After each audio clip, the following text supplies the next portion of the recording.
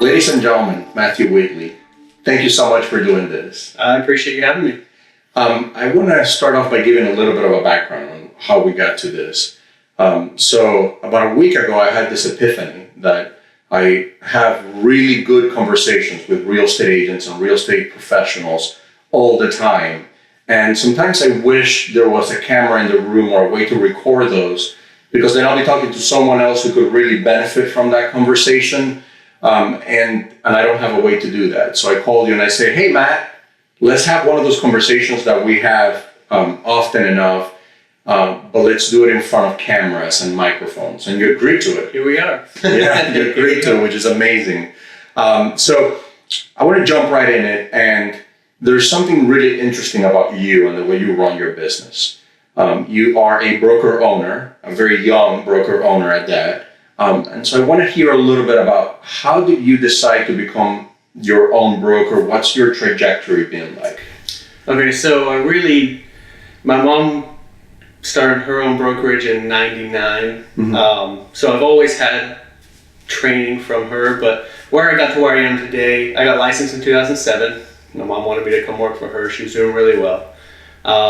As I got started, the market kind of took a turn for the worse. You were probably the last guy licensed before the market crashed. One of them, probably. And I was pretty young at the time, too. Yeah. So it was, my passion was elsewhere. Mm-hmm. So I actually went and did car school. So I went into auto mechanics. Mm-hmm.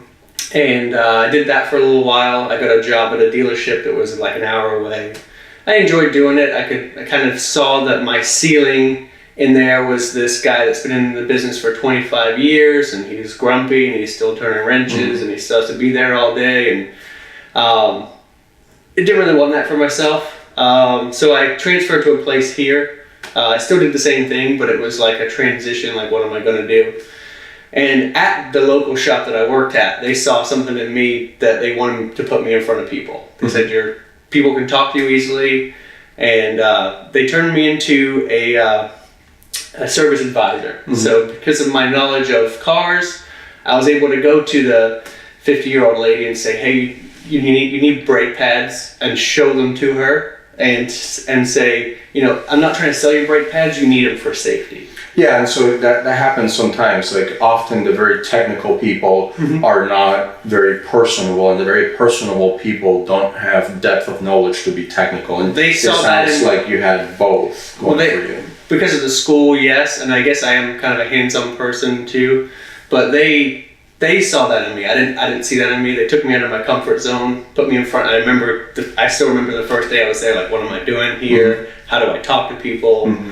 And for about a year and a half there, I got really comfortable doing it.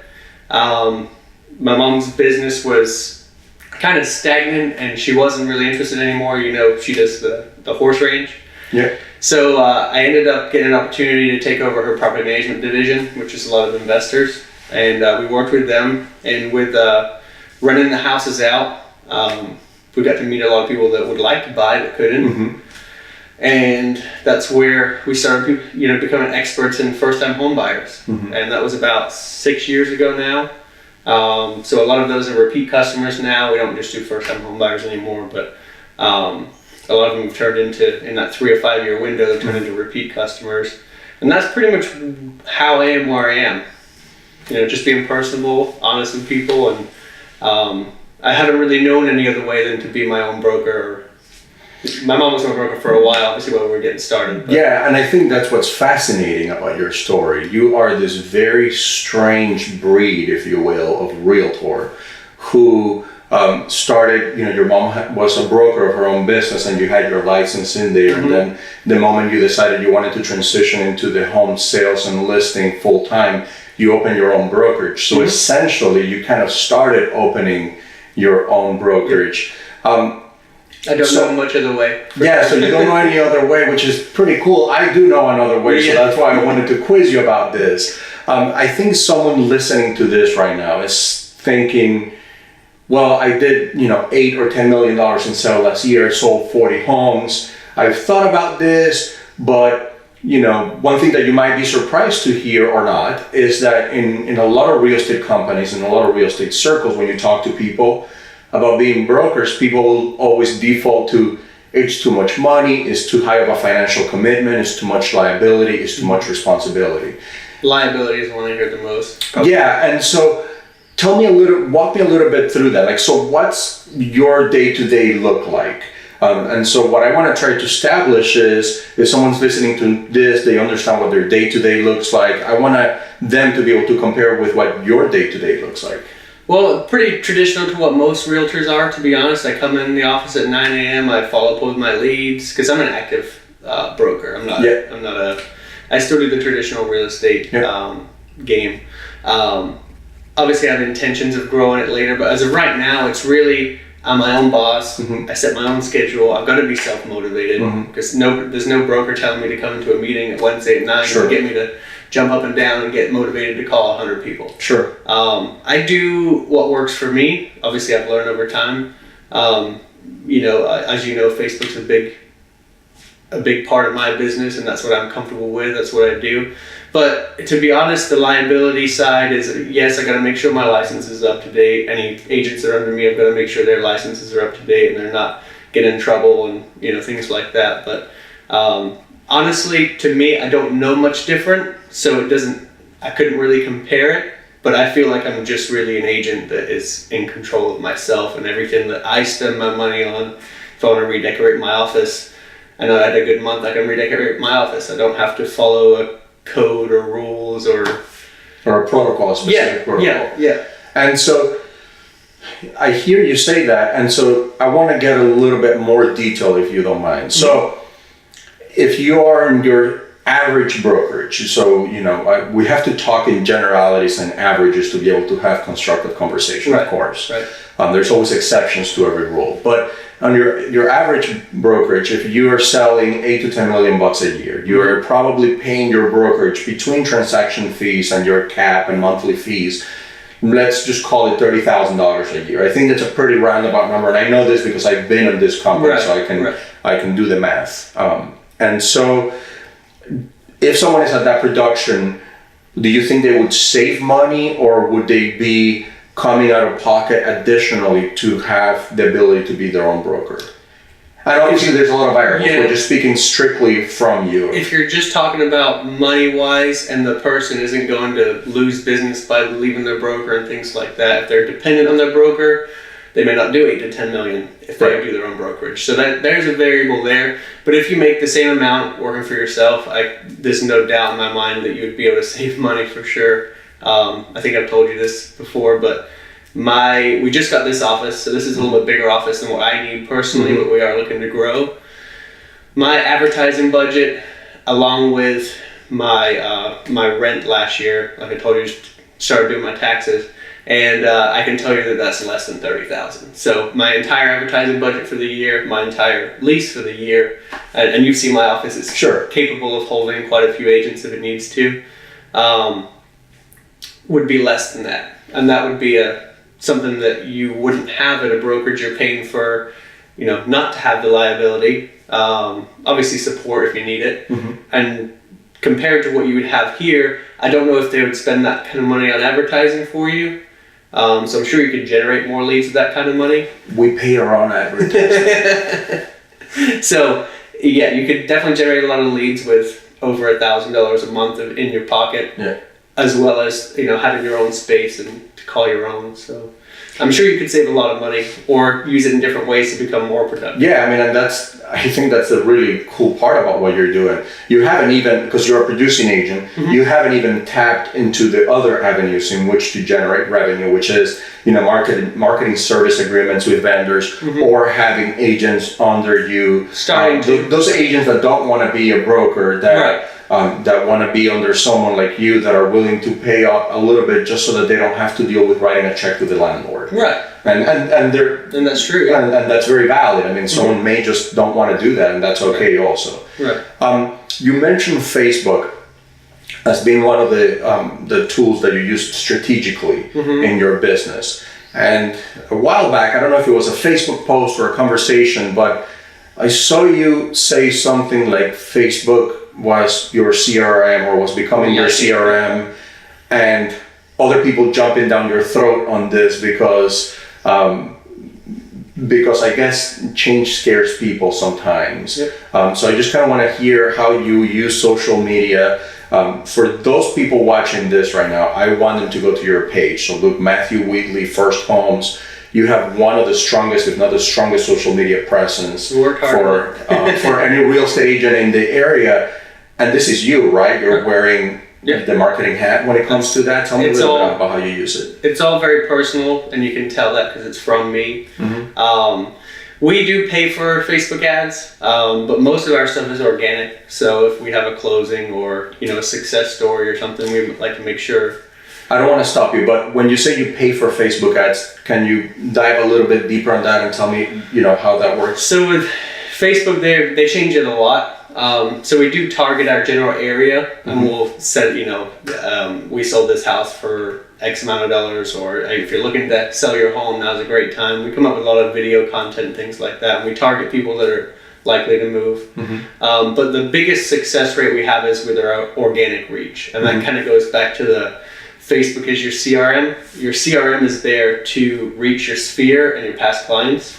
Well, if your sphere and your past clients are in Facebook, you already, every time you make a post, if you can get it in front of them, you are essentially, what they teach you is, touches. You don't have to email them, or nobody wants to read a long paragraph in an email. That's why they're starting to do video email.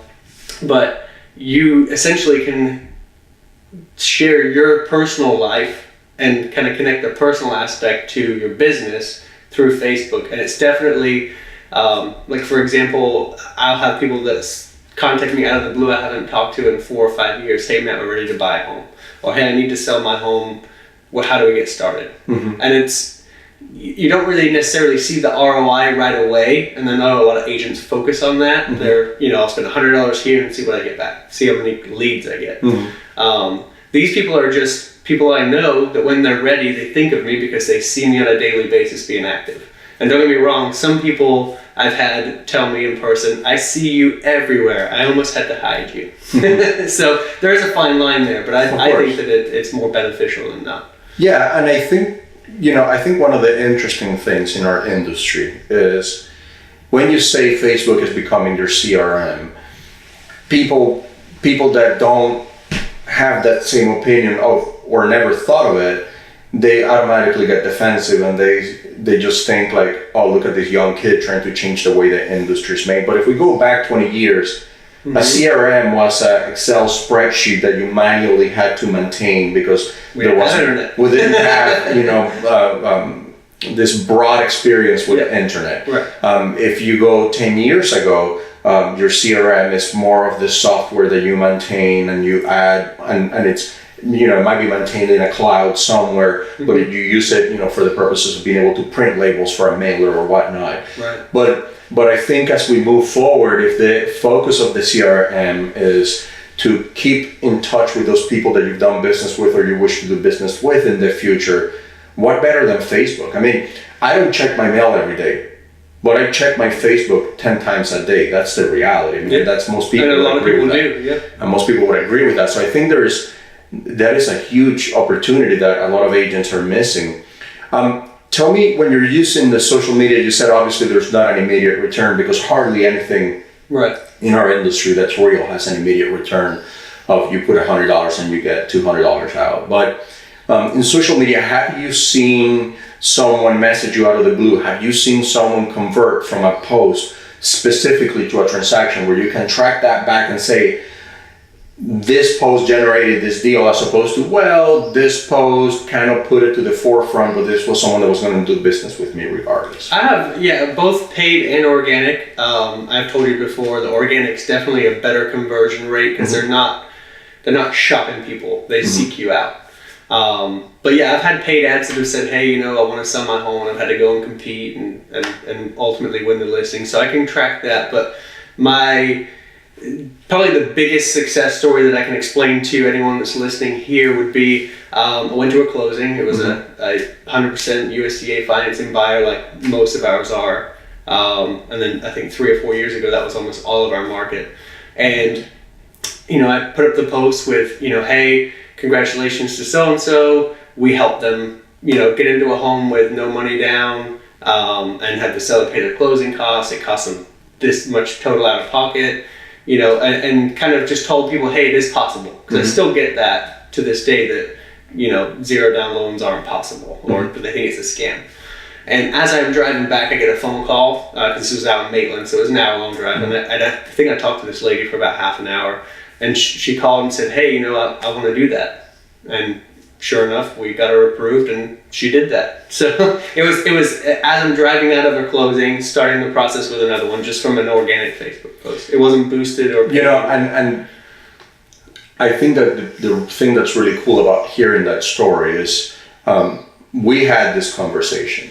And so, one of the really bad things of our industry when you're in an office with a bunch of people is they turn into echo chambers. It's the same opinion being bounced off the walls. It's very difficult to find someone with differing opinions a lot of times. And so I kind of got in this idea that maybe I was not going to be doing any more closing pictures because they seem a little bit like I'm bragging, Right. Like, look at me, I did this closing, and that's the congratulations, Mr. and Mrs. Smith, on your new home. And then you told me this story, and I'm like, well, what's different? And what's different is that you're putting the whole story behind it. Right. And every transaction has a story, right? Right. Yep. Yeah, they do. Yep. Yeah, and so when you write the whole story, people connect to the story. So, I went from, I don't think I want to do this anymore, to I'm going to modify the way that I do this, simply by having this type of conversation, this sort of collaboration effort where we bounce ideas from each other. When you are using social media, are you doing any outsourcing for, I know you said you do some paid advertisement, right. But do you do any outsourcing for content as well? One thing I want to touch on before we move to that Sure. is with the congratulations posts, a lot of them that don't see good results, or maybe get the, oh, that guy's just, bragging. It's all about them. It's about the agent, what they did. It's not about the client and what they did. So I think that makes a huge difference. And I mean, it's the way I'm wired, but now that we're talking about it and we've discussed it, it's kind of, that would make sense to me that if you're making it about them and it's not so much about you, people can relate to that more. Yeah, and that's that ego thing that's in our industry, and it's rampant. And what you're talking about is the post that sometimes people will do that say, congratulations, Mr. and Mrs. Smith, on their closing. That was the most difficult closing that only came together because I did this and I did that. Right. And so maybe, people are looking at that and rolling their eyes going, okay, you're awesome, we got it. I think, when you're talking about that ego part, another thing that it's worth mentioning is one of the reasons I came up with this idea of talking to other agents. There's no sponsors here, there's no one paying for this, there's no script, there's no ulterior motive, there's no theme, of the talk. It's just a long form conversation where people can really get to know how you run your business and understand and take things from it and hopefully better themselves too. Sure. And the reason that came about is we did a transaction together. So I had the seller and you had the buyer. And I believe you had problems with the last agent on that one too. I had severe problems with the last agent before that. Yeah. And when you came around and you wrote the offer, we obviously knew each other, but it was a really good experience for me as an agent. And very smooth, yeah. And so I made a Facebook post unbeknownst or unplanned. Not paid by me. Not paid by him, where I said, I did this transaction with Matt and it was an absolute pleasure. It was from beginning to end an incredible transaction. And I just did that and I got all this response. So everybody overwhelmingly, it's like liking it, loving it, every emotion, possible, and writing comments. And so that started getting me to think about doing this type of stuff, because I think if we did more of that, we reinforced each other, the good agents better, that would be really crucial to be able to move our profession into the right direction. Because you see agents all the time saying, Susie the lender is incredible, she did a good job for me, or Johnny the title person is incredible, they did an awesome job for me. But you don't very often, and I don't think I've ever seen it, but but I'm sure there's room for error there. You don't very often see an agent say, "Hey, I just did this transaction with this other agent, and he was awesome." Right. I mean, take into consideration, when I'm posting this is on my personal page where my clients are, and I'm saying, this guy, it's really stand up. But I think what it does a lot of times is there might be an agent reading that on my page that doesn't know you, that gets an offer from you tomorrow and goes, "You know what? I've heard about this Matthew guy. He is pretty awesome." Yeah. And that will help you and help your client. So maybe we should do more of that, We should. Yep, and it's the same with, when you have a good experience with a lender, you're more willing to, if you see an offer come through and you know the lender, you're excited because you know you're not going to get let down, or and it's the same with both. And if we as agents end up treating each other a little bit better and doing that rather than being cutthroat and competitive, I know we have to be a little bit of both, but if we end up respecting each other and we're all in this together to bring the deal together, I think that it will go a lot further that way. Yeah, I definitely agree with that. When we're talking about this, one of the things that always stands out when I talk to agents is, we like to get very emotional or very upset when a customer doesn't make a decision that's in their best interest. Right. And so there's kind of a natural instinct by agents to say, "Oh man, you shouldn't have done that. You lost $5,000, you lost 10 grand, or you're going through all this hardship because of it." And so one of the things that we want to talk about is, how do we help consumers make better decisions when they're doing real estate transactions? Right. And one of the things that I want to talk with you about is this whole iBuyer thing, the iBuyer movement. So if you don't know what an iBuyer is, this is probably a good time for you to pause this video, Google iBuyers, and then get right back to it. But basically, iBuyers are these companies that are in the business of investing in real estate. They're buying hundreds, if not thousands, of properties to go ahead and resell them. And so they will send an offer to people in the mail. They'll send an offer to people via email. They'll target them based on their Facebook searches. They'll have radio advertisement that from someone that's in the industry sounds a little deceptive, because it's almost like a best of all worlds type scenario, which there's not such a thing. And you've sort of been in the tip of the spear, speaking out about this, as have I. Right. And can you tell me a little bit about what your experience with the whole iBuyer thing is, and your customers and your outcomes? Well, what I started doing last year is I wanted to kind of get in depth as to how they structure their fees, how much they actually save you with convenience is what they tell you, and how their fees compare to a traditional real estate company. So last year, I think out of 14 of the homes we sold, we were able to get, because as an agent you're allowed to submit for an offer because they're a buyer. Right. So I actually went on all my listings that were eligible, because some of them were not. If there's new construction in the area or the lot's too big right now, they won't buy it. But I went online, and I think 9 of them I was able to get offers for, and I saved them. I went through everything and did my research on how they cover title insurance, for example, because they own their title company. And I went through all that, and I ran a seller net sheet on both sides once the deal had closed. So I didn't run it on a projected sale price like they had given. And I took all repairs into consideration on when I closed the deal. And obviously I didn't know what they were going to ask for repairs, but we know that they're pretty crafty when it comes to getting some extra money out of it. But the bottom line was, out of the 9, it averaged to be about $14,000 in savings, going all the way from 30 plus to, I think the lowest was like 8,000 for like a low $200,000 home. Yeah, and I think one of the things that we really want to emphasize in here is when someone gets an offer from an iBuyer, there's the offer price, and generally this is the part that I don't like. So if you want to go out and buy houses and flip them for a discount, that's capitalism. Yeah, and it's happened for a long time. My heart is there. Like, go buy something for less and sell it for more. Right. The problem that I start having with it is when you send someone an offer and you say, this is what you can get from us, and this is what you would get otherwise. And so Right. now you're making some generalizing. Yeah, you're making some really harsh assumptions about what this process would be like with an average agent, which there's no such a thing as an average agent. Right. And so the price that they offer generally is below what the market value is. Yes. Right. Okay.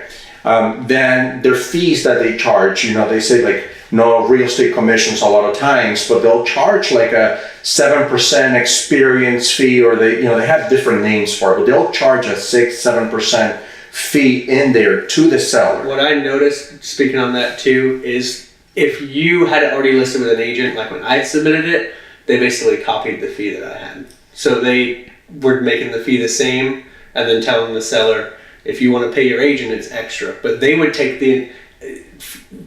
if you were to list a home and sell it, so if you list it and have the buyer, they are taking the fee altogether. Yeah. As listing, and they call part of it a holdover fee, part of it a buyer fee. So that's what I noticed with that. When I noticed if it was outside of that, it was actually a little bit higher. Mm-hmm. So, if your real estate commission was X, and then they were in more of the 6 to 7, 8% range. So quite a bit higher than if it was from a listing. Yeah, and if someone is listening to this that received one of these offers, I want you to pay attention to a few things. So there's going to be the price, so that you're losing money there. Right. Then there's the fee, you're more than likely losing money there. And then through the process, like when they do inspections, they're going to come back and likely hit you up for credit for the, like let's say the house has a roof leak. They say, well, the house needs a new roof. You got to, give us a $7,000 or a $10,000 credit for that. And at that point, you're a seller and you're kind of under contract already, and it's kind of a take it or leave it situation. So you end up agreeing to that. And you don't want to start the process over with a realtor because you think it's going to take longer. And you think it's going to net you less money. Mm-hmm. So in the end, you leave money on the table with the offer amount, you leave money on the table with the fees, and you're more than likely going to leave money on the table with the repairs. Yep. Because here's the difference.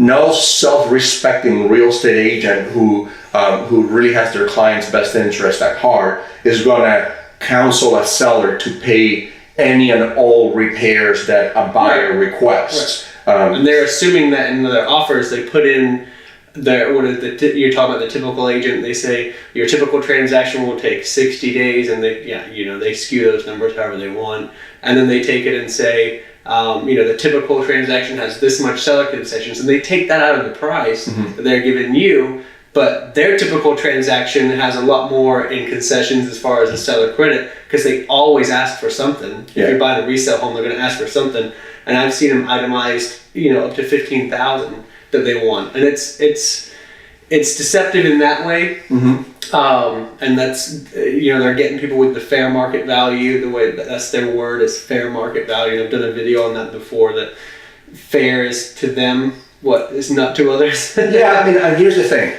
I think someone listening to this that gets one of these offers, what they should take from it is, listen, go ahead and get an offer from them, but then just meet with a reputable real estate agent that, by the way, understands how these companies operate, right, and can give you a side-by-side comparison of what, not just what they're telling you should be like, but what it really would be like. Someone with local market knowledge that can tell you, hey, you know what, that's a pretty good offer, which, by the way, I'd be happy to do. I'd be happy to tell someone, you know what, that's a good offer, go ahead and take it. But also, I'd be happy to tell someone, hey, this is leaving $10,000 on the table. More often than not, it's that. There's some money on the table. Like I said, if it's in the client's best interest and they have to move in a pinch, or they have a new build that's ready, a lot of times people don't want the uncertainty of that kind of contract. I'll sit down and talk to them and say, hey, look, if it's worth the $10,000, $15,000 inconvenience, we can look into that. Sure. But most of the time, if we price it aggressively, we can sell it in 2 days and get you a little bit more, and you don't have to worry about as much of that stuff. Yeah, and so there's a lot of other options. A lot of times people have this misconception that equity is some abstract thing. And so this drives me crazy, by the way, too, with real estate agents during a negotiation. They're like, I mean, it's just $5,000. I mean, $5,000 is a lot of money. Don't spend your client's money. Right. And so the equity that you're losing is not make-believe money. It's real money that's yours, that you're not physically writing a check for, but maybe you should, so that you could feel the pain of what that money is that's leading you. If you did, it'd be a lot different. You would definitely talk to multiple people if you had to write a check for an expense, right? Of course. So just because you don't know exactly where your equity is doesn't mean you shouldn't look at it. Of course. And if you can talk with two different agents, and they can give you two different things, and then you can go to an iBuyer and ask them this. We have nothing to hide with iBuyers. You can go to them and see. Just don't fall into the trap of this is convenient, this is going to get you the most money, or you're going to save money somehow not using a realtor. I mean, I haven't seen that yet. Yeah. So it's the deceptive part that really is aggravating to us as agents, because we're very real with what they are offering. Right. And there's no deceptive in any of my advertising. I run all the numbers the way I can. And let people know this is how much more we got, this is how long it took. There's no make-believe or average numbers or anything like that. And actually the savings would probably be more, because like you said, they usually have a repair request that they end up pinching people with. And when they do that, I don't know how much that will be, because I'm working with the client. So my numbers are very moderate. They probably actually would be higher if they actually went through with it. Yeah. And I think that's the lesson from this is we're not against an investor wanting to buy a house. We work with them. We work with them all the time. We're trying to bring a little bit of education to the general public as to some of these tactics being used are not exactly upfront. Because we don't have hundreds of millions for radio advertisements. Right. Yeah, when you say to someone, you don't have to, there's no inconvenience, there's no this, there's no that. Well, it sounds great and it can be great, but there's another side to that, and you should always explore that other side for sure. We just did over 30 minutes here. Thank you so much for doing this. I hope people really get something out of it. I know I did, and hopefully we can do it again. Yeah, for sure. Thank you so much, man. Thank you for your time. Thank you for having me. Yeah, of course.